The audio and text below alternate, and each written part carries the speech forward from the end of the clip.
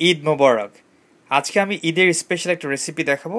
এটা খুবই কমন একটা রেসিপি, আপনার বাংলাদেশে বিয়েতে ডিসার্ট হিসেবে ইউজ করে থাকে এবং ঈদে তো খুবই কমন। আমার নিজেরই ঈদে এই রেসিপিটা খুবই ভালো লাগে। আমি আগে থেকে বলে রাখতাম যে জর্দা ভাত যেন করা হয়।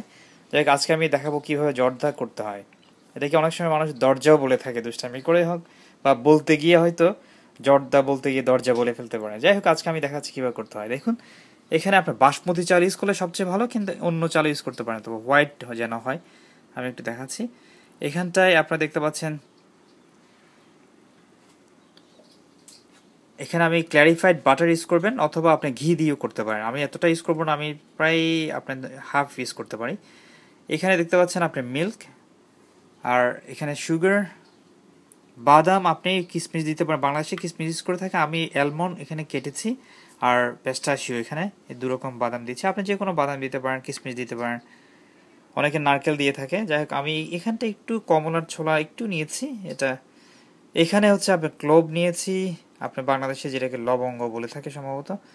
আর এখানটায় হচ্ছে আপনার দুটো এলাচি নিয়েছি, দুটো তিনটা এলাচি দিলেই হয়। আর এখানটা আমি গার্নিশের জন্য পরবর্তীতে বাংলাদেশে এগুলি বিয়েতে দিয়ে থাকে উপরে জাস্ট দেওয়ার জন্য মিনি মিষ্টি নিয়েছি। এখানে মিনি কালোজাম আছে, মিনি লালমোহন মিষ্টি আছে। আমি দেখি, আপনারা হয়তো অন্য ভিডিওতে দেখে থাকবেন আমার এই ভিডিওটা কীভাবে মিনি মিষ্টি করতে হয়। এটা ডেকোরেশনের জন্য খুব কাজ দেবে।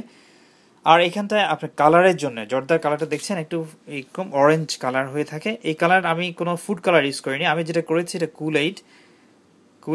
এটা আপনি যদি না থাকে, বাংলাদেশে ট্যাং আছে, ট্যাং ইউজ করতে পারেন।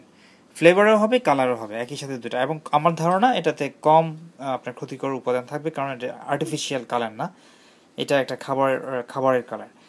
যাই হোক, আমি এইগুলি দিয়েই করছি। দেখুন আমাদের স্টেপগুলি।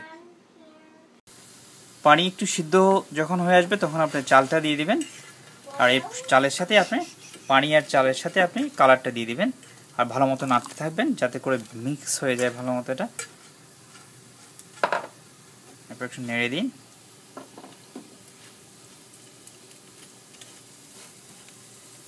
এখন রাইস হয়ে গেছে, আপনারা দেখতে পাচ্ছেন কালারটা চলে এসছে। তবে আপনি এইটা 100% কুক করবেন না, কারণ এটা তো পরে আবার কুক করা হবে। এরপর আপনি অতিরিক্ত পানিটা ছেঁকে নিন। আপনি একটু ঠান্ডা পানি দিয়ে এভাবে একটু চারিদিকে ছড়িয়ে দিন, কারণ আপনি চাইছেন না ভাতটা যেন লেগে না যায়, আঠালো না হয়। আপনি প্রায় 3 থেকে 4 চামচ বাটার দিয়ে দিন। বাটারের জায়গায় আপনি ঘি দিতে পারেন, অথবা আপনি হেলথিয়ার অপশনের জন্য ভেজিটেবল অয়েল ইউজ করতে পারেন। আমি নাটসগুলিকে, বাদামগুলিকে একটু ফ্রাই করে নিচ্ছি যেন কাঁচা গন্ধটা না থাকে। আর আপনি একই ঘি অথবা বাটারের মধ্যেই সুগার দিয়ে একটু নাড়তে থাকুন। মশলাগুলি দিয়ে দিন এবং ভাতটা দিয়ে দিন আস্তে আস্তে একসাথে, এভাবে একটু ঝেড়ে ঝেড়ে দিন যাতে করে নেগে না যায়। সব কিছু মিক্স করার পরে আপনি এভাবে ভাতটাকে কভার করে রাখুন মৃদু তাপে 10 থেকে 15 মিনিট। শেষ স্টেপে আপনি জাস্ট কোকোনাট থাকলে একটু কোকোনাট দিয়ে, আর এখানটায় দেখতে পাচ্ছেন আমরা যে নাটসগুলি, যে বাদামগুলিকে ফ্রাই করেছি ওগুলি দিয়ে একটু নেড়ে দিন। আর আপনি যদি চাল ভালো মতো না হয়, ভাতটা ভালো মতো না হয়, সেক্ষেত্রে আরেকটু মিল্ক দিয়ে আবারও রেখে দিবেন, আর একটু নেড়ে দিবেন, মাঝে মাঝে একটু নাড়তে থাকবেন। হয়ে গেল আমাদের জর্দা ভাত। দেখতে পাচ্ছেন জর্দা ভাত খুবই সুন্দর দেখাচ্ছে।